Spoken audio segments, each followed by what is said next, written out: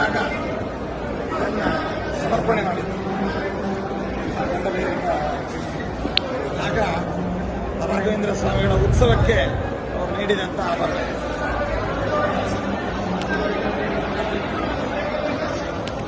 ದಶಕದಲ್ಲಿ ನಮ್ಮ ಮೈಸೂರು ಸಂಸ್ಥಾನದ